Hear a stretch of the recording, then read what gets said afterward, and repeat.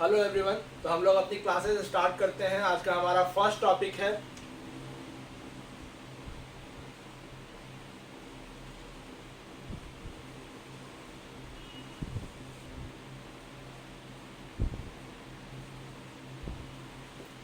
आज का हमारा फर्स्ट टॉपिक है indirect tax and introduction. Indirect tax क्या होता है उसके बारे में हम सब जानेंगे। इनडायरेक्ट टैक्स का एक इंट्रोडक्शन जानेंगे।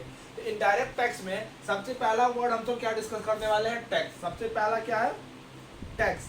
टैक्स होता क्या? हम सबने सुना है डायरेक्ट टैक्स, इनडायरेक्ट टैक्स, जो कि हम सब पढ़ने वाले हैं इनडायरेक्ट टैक्स के बारे में। तो सबसे पहले हम सब डिस्कस करने वाले हैं कि टैक्स होता क्या है। टैक्स क्या होता है? वो पिक्यूनरी बर्डन होता है जो कि गवर्नमेंट किसी भी टैक्स पेयर पर चार्ज करती है। वो धन संबंधी बर्डन जो कि गवर्नमेंट किसी भी टैक्स पेयर पर चार्ज करे। किसी भी टैक्स पेयर पर अगर गवर्नमेंट चार्ज कर रही है कोई भी अमाउंट, एडिशनल अमाउंट जो गवर्नमेंट किसी भी टैक्स पेयर पर चार्ज करे, वही क्या कहलाता है? टैक्स कहलाता है। ठीक है, उसी को क्या कहते हैं? हम सब टैक्स कहते हैं, जो कि गवर्नमेंट क्या करती है? पब्लिक सर्विसेज को प्रोवाइड करने में यूज करती है। वही उसी को हम सब क्या बोलते हैं? टैक्स बोलते हैं। अब हम सब टाइप ऑफ टैक्स पढ़ रहे हैं। तो टैक्स कितने टाइप का होता है? टैक्स दो टाइप का होता है। एक कहलाता है कौन सा टैक्स? फर्स्ट होता है हमारा डायरेक्ट टैक्स, देन होता है इनडायरेक्ट टैक्स। फर्स्ट क्या हो जाता है? Direct tax. सेकेंड हो जाता है इनडायरेक्ट टैक्स। फर्स्ट हो गया हमारा डायरेक्ट टैक्स, सेकंड हो गया हमारा इनडायरेक्ट टैक्स। अब डायरेक्ट टैक्स और इनडायरेक्ट टैक्स क्या होता है, हम सब एक एक करके इसके बारे में जानेंगे। सबसे पहले हम सब जान रहे हैं डायरेक्ट टैक्स। डायरेक्ट टैक्स क्या होता है? A tax which is paid by a person on whom it is legally imposed and the burden on which is not shifted to any other person. मतलब डायरेक्ट टैक्स वो tax होता है जो किसी भी पर्सन पर अगर लगाया जाता है, किसी भी पर्सन पर इम्पोज किया जाता है, तो उसका लाइबिलिटी सिर्फ और सिर्फ उस पर होगा। वो किसी और पर उसको शिफ्ट नहीं कर सकता है। जैसे एग्जाम्पल के तौर पर हम लेते हैं इनकम टैक्स, एक जनरल सा एग्जाम्पल जो सबको लगता है। इनकम टैक्स का मतलब हुआ जो हम इनकम अर्न कर रहे हैं एक फाइनेंशियल ईयर में, जो भी हम इनकम अर्न कर रहे हैं, जो भी इनकम हम जनरेट कर रहे हैं, उस पर जो हम टैक्स देंगे वही कौन सा टैक्स कहलाता है? इनकम टैक्स कहलाता है। तो अगर इनकम मेरा है, अगर हम कमा हम रहे हैं, तो टैक्स भी कौन पे करेगा? हम ही पे करेंगे, गवर्नमेंट को भी हम ही देंगे। तो जिसका लायबिलिटी, अगर ए का लायबिलिटी है, तो बर्डन भी टैक्स पे करने का किस पर होगा? ए पर ही होगा। ये कौन सा टैक्स कहलाता है? डायरेक्ट टैक्स कहलाता है। और अगर टैक्स क्या हो रहा है, जिसका लायबिलिटी है उस पर करे, मतलब ए का अगर लायबिलिटी है और ये क्या करे, बर्डन शिफ्ट कर दे बी पर, मतलब गवर्नमेंट को कौन देगा टैक्स? जा करके बी देगा। तो ये कौन सा टैक्स कहलाएगा? इनडायरेक्ट टैक्स कहलाएगा। तो ये होता है डायरेक्ट टैक्स और इनडायरेक्ट टैक्स। डायरेक्ट टैक्स का सिंपल सा मीनिंग हम सब कह सकते हैं, सिंपल समझ सकते हैं। सिंपल लैंग्वेज में अगर हम समझना चाहें तो जिस पर टैक्स इम्पोज हो रहा है, जिसकी लायबिलिटी है, बर्डन भी सेम पर्सन पर होनी चाहिए, तो वो कौन सा टैक्स कहलाता है? Direct tax. और अगर जिसकी लायबिलिटी है, बर्डन उस पर ना होकर के किसी और पर शिफ्ट हो जाए, तो वो कौन सा टैक्स कहलाता है? Indirect tax. वो कौन सा टैक्स कहलाता है? Indirect tax. जैसे डायरेक्ट टैक्स हम सब पहले पढ़ रहे हैं, तो डायरेक्ट टैक्स का अगर हम एग्जांपल्स लें तो सबसे पहला है हमारा इनकम टैक्स हो गया, फिर corporation tax, property tax, then हमारा कैपिटल गेन टैक्स, एक्सेट्रा। ये सब हमारा क्या होता है? टैक्सेस होता है, जो हमारा डायरेक्ट टैक्स होता है, जिस पर लायबिलिटी उसी पर बर्डन पड़ेगी। ठीक है, तो अब हम सब, ये हो रहा हमारा डायरेक्ट टैक्स। हम सब डायरेक्ट टैक्स में तो कोई भी चीज होता है, कोई भी चीज ले लो, तो उसमें क्या होता है ना कुछ एडवांटेजेस होता है, कुछ डिसएडवांटेजेस होता है, कुछ अच्छाइयाँ होती हैं और कुछ बुराइयाँ होती हैं। तो हम सब पहले पढ़ने वाले हैं, पहले जानेंगे डायरेक्ट टैक्स के एडवांटेजेस के बारे में, देन डिसएडवांटेजेस के बारे में, देन हम सब डिस्कस करेंगे इनडायरेक्ट टैक्स को। तो हम सब चलते हैं डायरेक्ट टैक्स के एडवांटेजेस की ओर।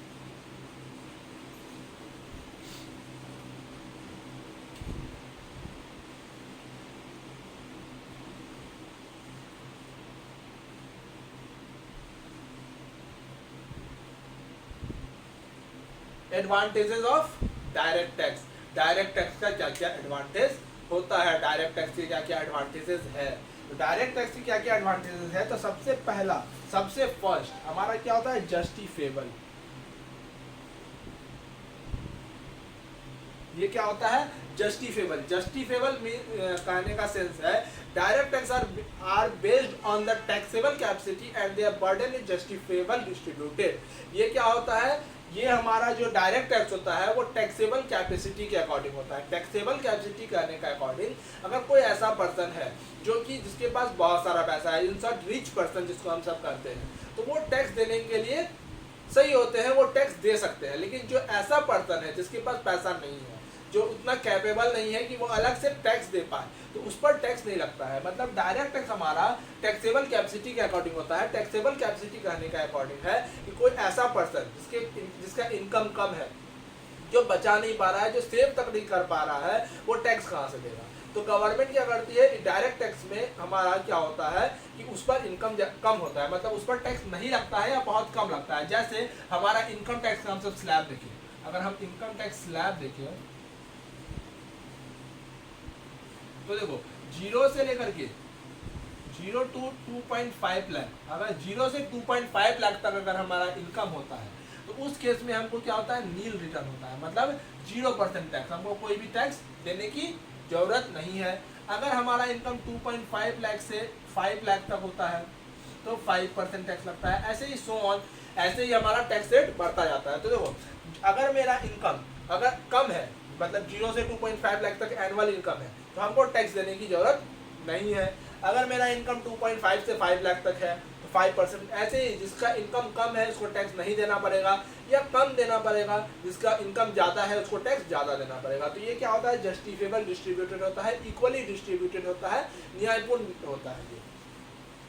देन सेकेंड होता है हमारा प्रोग्रेसिव। सेम प्रोग्रेसिव उसी को कह रहे हैं हम sir, same as justifiable. Progressive करने का मीनिंग है, प्रोग्रेसिव का मतलब हुआ कि हम इसका रेट्स क्या होता है, प्रोग्रेसिव होता है नेचर में। जैसे जिसका हायर इनकम ग्रुप्स का के पीपल है, हायर इनकम ग्रुप के लोग हैं, उन पर हायर रेट लगेगा, लोअर इनकम ग्रुप्स के लोगों को लोअर लगेगा। जैसे 2.5 लाख तक का नील था, 2.5 लाख नील, और 10 लाख से अबव 20%, ऐसे करके जो हायर इनकम ग्रुप के पर्सन है उन पर हायर रेट, जो लोअर है उन पर लोअर रेट। तो ये क्या होता है, प्रोग्रेसिव होता है, रेट इंक्रीज होते जाता है इनकम ग्रुप्स के अकॉर्डिंग। थर्ड होता है हमारा सर्टेन। थर्ड इसका क्या है, सर्टेन। सर्टेन कहने का मतलब हुआ कि सर्टेन का मतलब इसका हम जो होता है डायरेक्ट टैक्स जो होता है उसको हम सब पहले से एस्टिमेट कर सकते हैं कि हमारा इनकम कितना होगा और एक्सपेंस कितना होगा। जस्ट टेक एन एग्जांपल कि मैं एक सैलरीड एम्प्लॉय हूँ जो कि 25,000 पर मंथ सैलरी अर्न कर रहा हूँ, ठीक है। तो इसके अकॉर्डिंग मैं अपनी एनुअल इनकम एस्टिमेट कर सकता हूँ इंटू 12, मतलब कितना हो गया, 3 लाख। सालाना मेरा इनकम, एनुअली इनकम क्या होगा, 3 लाख रुपए। अब 3 लाख किस स्लैब के अंदर आता है तो वो मैं पहले कैलकुलेट कर सकता हूँ कि इस पर 5% का टैक्स लगेगा। कितना टैक्स हुआ, ये एक्सपेंस मैंने पहले से ही आइडेंटिफाई कर दिया। तो डायरेक्ट टैक्स क्या होते हैं, पहले से फिक्स होते हैं, उस पर रेट फिक्स होते हैं, स्लैब फिक्स होते हैं, जिसके अकॉर्डिंग हम पहले से एस्टिमेट कर सकते हैं कि हमको पूरे साल में कितना का एक्सपेंस होगा, कितना का इनकम होगा पहले से। इसलिए इसको क्या कहा जाता है, सर्टेन कहा जाता है। फोर्थ होता है ये हमारा इलास्टिक। इलास्टिक करने का सेंस ये है कि इसके रेट्स को गवर्नमेंट अपने अकॉर्डिंग कभी भी चेंज करती है। हर फाइनेंशियल ईयर में गवर्नमेंट इसको क्या कर सकती है, अपने अकॉर्डिंग चेंजेस कर सकती है। ऐसा नहीं कि कोई रेट अगर ऐसा है जो रेट फिक्स किया गया वो हमेशा रहेगा, वो रेट हर फाइनेंशियल ईयर में मे भी चेंज हो सकता है। इसलिए इसको क्या कहा जाता है, इलास्टिक कहा जाता है, इलास्टिक। देन होता है प्रोडक्टिव। प्रोडक्टिव का मतलब डायरेक्ट टैक्स जो होता है ये हमारा प्रोडक्शन कैपेसिटी पर इंस्टेंट इफेक्ट नहीं करता है। इनडायरेक्ट टैक्स हमारा इंस्टेंट इफेक्ट करता है प्रोडक्शन कैपेसिटी पर, ये हमारे लॉन्ग टर्म में प्रोडक्शन कैपेसिटी पर इफेक्ट नहीं करता है। शॉर्ट टर्म में ये हमारा, शॉर्ट रन में हमारा प्रोडक्शन कैपेसिटी पर इफेक्ट नहीं करता है। ये इसलिए प्रोडक्टिव होता है, इस पर कम भी आए तो हमारा प्रोडक्शन कैपेसिटी इफेक्ट नहीं करेगा। फिर अगला है distributive.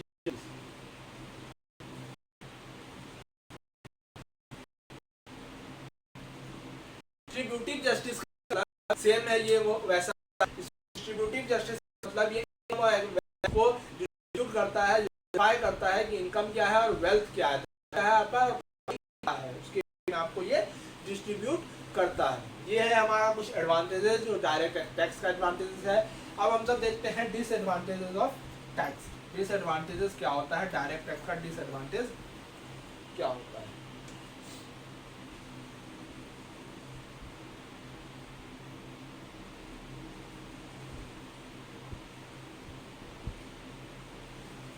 Disadvantages of direct tax. Direct tax का डिसएडवांटेजेस क्या होता है, सबसे पहला आर्बिट्रेरी। सबसे पहला क्या होता है, आर्बिट्रेरी। आर्बिट्रेरी का मतलब ये क्या होता है, रैंडम होता है। गवर्नमेंट इसमें टैक्स रेट जो है रैंडम अपने अकॉर्डिंग डालती है, उनका जो टैक्स स्लैब्स होता है वो अपने अकॉर्डिंग फाइनेंशियल बजट में वो सेट करती है। तो सबसे पहला इसका क्या है, ये आर्बिट्रेरी है, इसका टैक्स रेट कुछ भी हो सकता है, गवर्नमेंट अपने अकॉर्डिंग सेट कर सकती है। दूसरा है इसका इविजन। दूसरा है डिसएडवांटेज है एविजन। मतलब इसमें क्या होता है, टैक्स का चोरी, डिवीजन बहुत ज़्यादा होता है, बहुत ज़्यादा इसमें टैक्स का चोरी होता है। टैक्स पेयर्स क्या करते हैं, एक अपना बोगस अकाउंट, फेक अकाउंट बना कर रखते हैं जिससे वो टैक्स की चोरी कर पाए, टैक्स इविजन कर पाए। तो सबसे बड़ा डिसएडवांटेज है टैक्स इविजन, जो कि एक ब्लैक मनी का सबसे बड़ा कारण बनता है। थर्ड होता है रिड्यूस सेविंग। थर्ड होता है रिड्यूस सेविंग। ये हर एक पर्सन के, हर एक टैक्सेबल पर्सन के सेविंग को रिड्यूस करता है। जो उनका इनकम है, इनकम में से जो वो सेव कर सकते थे वो उनको टैक्स के रूप में देना पड़ता है। तो ये क्या करता है, उनका सेविंग को रिड्यूस करता है। हालांकि गवर्नमेंट सेविंग को बढ़ाने के लिए अलग अलग स्कीम लाती है, टैक्स एग्जेम्पशंस देती है, एनपीएस हो गया, पीएफ हो गया, इस सब में एटीसी, एटीडी, एटीसीसी में, इस सब में आप सब इन्वेस्ट कर सकते हो इन सेविंग को बढ़ाने के लिए। फोर्थ होता है इसका लिमिटेड टैक्स बेस। फोर्थ है इसका limited tax base. Limited tax base कहने का मतलब इसका जो टैक्स बेस है ये हर एक पर्सन, इंडिया के हर एक सिटीजन को ये कवर नहीं करता है। ये बस हायर इनकम वाले को कवर करता है। जो छोटे बिजनेस में, जो छोटा है, जैसे रिक्शा वाला हो गया या फिर छोटे तौर पर जो काम कर रहे हैं, उन पर ये लागू नहीं होता है। डायरेक्ट टैक्स उन तक नहीं पहुंचता है, जिनका कम टैक्स है उन पर ये नहीं पहुंचता है। ये है हमारा कुछ डिसएडवांटेजेस डायरेक्ट टैक्स का। नेक्स्ट हमारा है इनडायरेक्ट टैक्स। डायरेक्ट टैक्स हम तो कवर करेंगे next.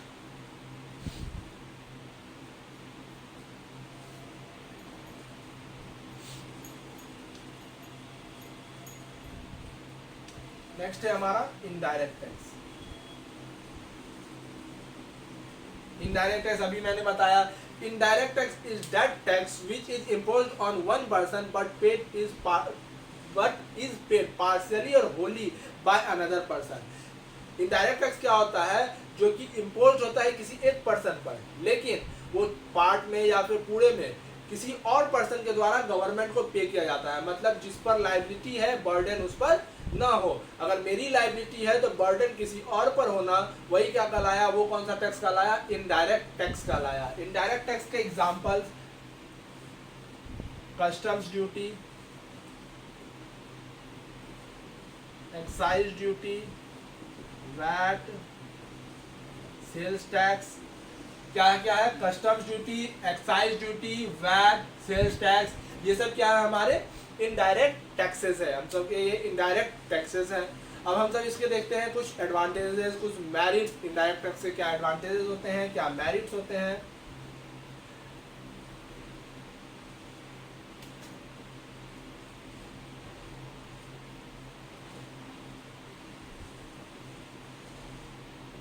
Advantages of merits of indirect tax. Indirect tax के क्या एडवांटेजेस है, क्या मेरिट्स है।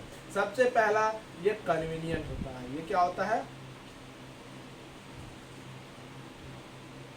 सबसे पहला क्या होता है, ये कन्वीनियंट होता है। कन्वीनियंट कहने का मतलब इजी टू पे। इसको पे करना बहुत ज्यादा इजी है, क्योंकि हम सामने वाले जो भी है, जनरली क्या होता है ना, ये गुड्स और सर्विस पर लगाना होता है। जो भी गुड्स खरीद रहे हैं हम सामने वाले सप्लायर को इसका दे देते हैं। इजी टू पे होता है, ये पे करना कन्वीनियंट होता है सबसे ज्यादा। सेकेंड होता है ये डिस्गस्ट। डिस्गस्ट का मतलब हुआ कि ये क्या होता है ना, ज्यादा प्रॉब्लम नहीं करता। जैसे इनडायरेक्ट टैक्स में डायरेक्ट टैक्स में क्या होता है, जैसे 5 लाख का मेरा इनकम है तो उस पर 5% टैक्स हमको देना पड़ेगा, तो ये अलग से हमको टैक्स दिखता है, तो थोड़ा भारी टाइप का लगता है कि ये हम 5% का टैक्स अलग से देना पड़ रहा है। लेकिन इसमें क्या होता है, ये अलग से पता नहीं चलता, क्योंकि ये जनरली क्या होता है गुड्स में इंक्लूड रहता है। जैसे 5 रुपए का आप बिस्किट खरीदते हो, तो बिस्किट में क्या होता है इंक्लूसिव ऑफ टैक्स, तो उस 5 रुपए में टैक्स भी इंक्लूड है, तो अलग से ये पता तक नहीं चलता है, इसलिए डिस्कस्ड होता है। थर्ड होता है ये नॉट इजी इविटेबल।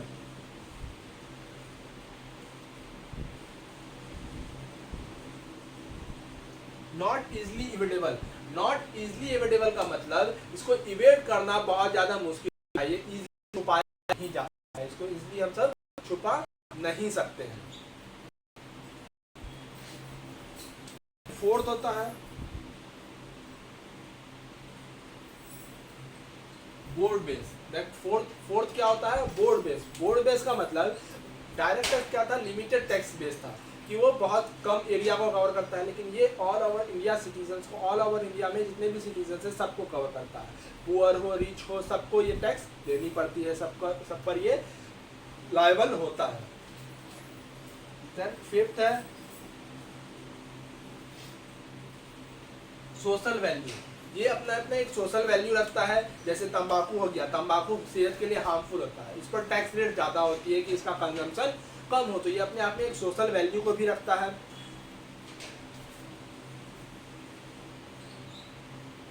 अगला है फोर्स्ड सेविंग। फोर्स्ड सेविंग का मतलब indirect tax are effective means of mopping. ये क्या करता है, सेविंग के लिए फोर्स करता है कि अगर ये क्या होगा, अगर इनडायरेक्ट टैक्स लगेगा तो प्रोडक्ट ऑब्वियसली थोड़ा सा कॉस्टली जाता है, तो इससे सेविंग को बढ़ाया जा सके, लोगों के सेविंग बढ़े, लोग सेविंग करें, इसके लिए भी ये होता है। फिर है कम्प्लीमेंट्री।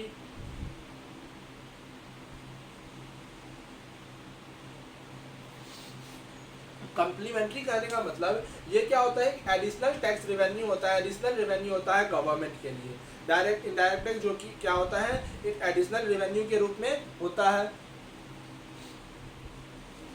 नेक्स्ट हम सब आते हैं अब demerits disadvantages of indirect tax. Indirect tax के डिमेरिट्स क्या है, डिसएडवांटेजेस क्या है।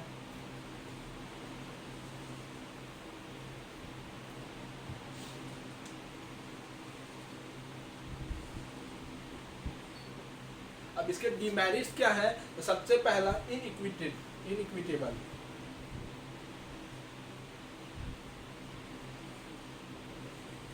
इनइक्विटेबिलिटी का मतलब ये क्या होता है ना, हर एक पर्सन पर लगेगा, वो भले ही पुअर हो रिच हो, उसके पास पैसा नहीं भी है तो वो भी, उसको भी कोई भी सामान खरीद रहा है तो उस पर टैक्स देना पड़ेगा। जैसे डायरेक्ट टैक्स था ना, जिसका टैक्स इनकम कम है उसको टैक्स नहीं लगता था, लेकिन इनडायरेक्ट टैक्स में हर एक को टैक्स लगेगा, जितने भी पर्सन है सब पर टैक्स लगेगा, सबको टैक्स लगेगा।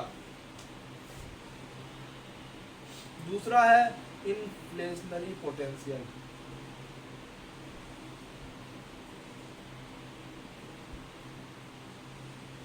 इन्फ्लेशनरी पोटेंशियल कहने का मतलब इसमें वो पावर है, ये महंगाई को इंक्रीज करता है, ये इन्फ्लेशन बढ़ाता है। कोई भी सामान है, 1000 रुपए का टैक्स सामान है, उस पर अगर 65% का टैक्स लगा दो, ये 65% इनडायरेक्ट टैक्स अगर होगा तो हो गया, महंगा हो जाएगा 1650 का।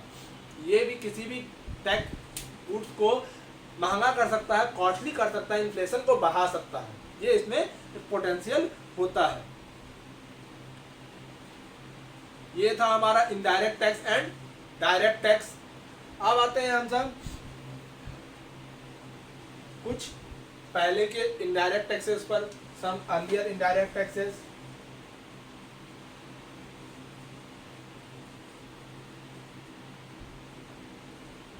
सम अर्लियर इनडायरेक्ट टैक्सेस। सब अर्लियर इनडायरेक्ट टैक्सेस में क्या क्या आता है, एक्साइज ड्यूटी। एक्साइज ड्यूटी क्या होता है, एक्साइज ड्यूटी जो कि सेंट्रल गवर्नमेंट जो कि चार्ज करती थी, किस पर, मैन्युफैक्चरर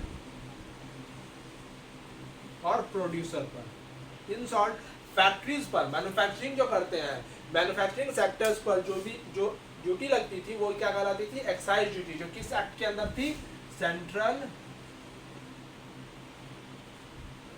एक्साइज एक्ट 1944 और सेंट्रल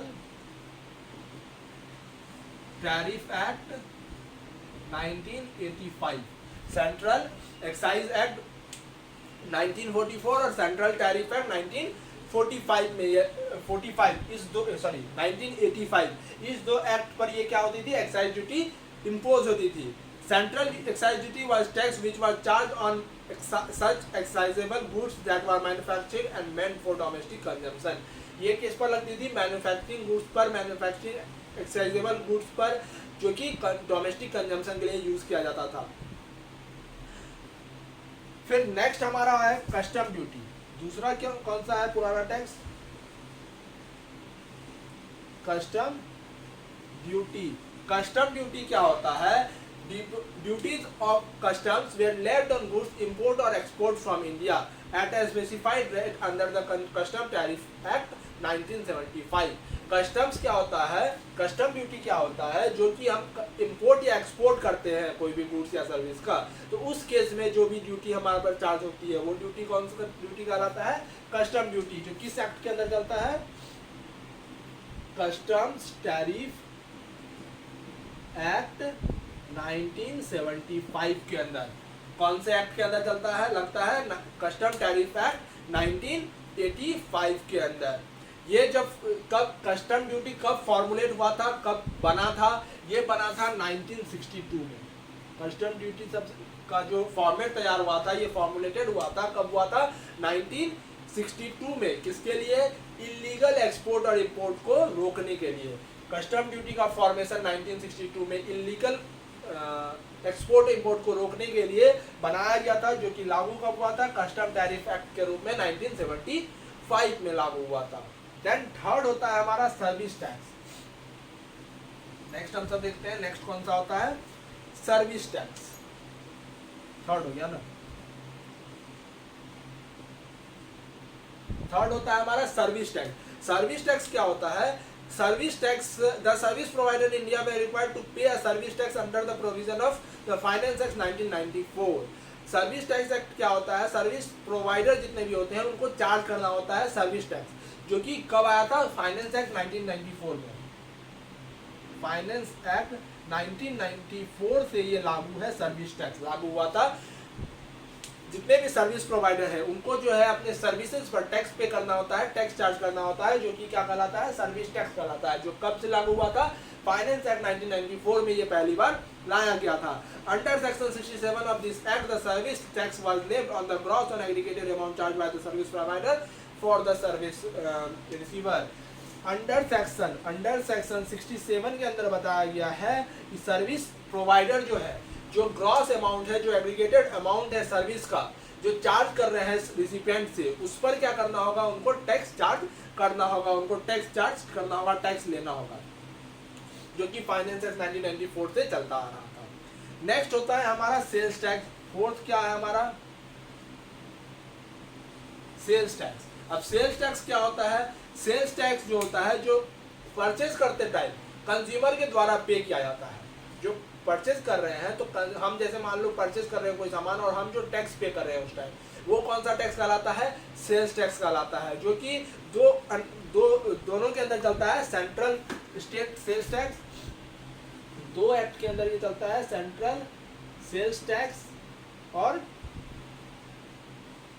स्टेट सेल्स टैक्स के अंदर, ये दो के अंदर चलता है, सेंट्रल सेल्स टैक्स एक्ट और स्टेट सेल्स टैक्स एक्ट। ठीक है, ये कब तक चला था, 2006 में, 2006 तक सेल्स टैक्स आया था, सेल्स टैक्स चला था। 2006 के बाद क्या आ गया, वैट आ गया।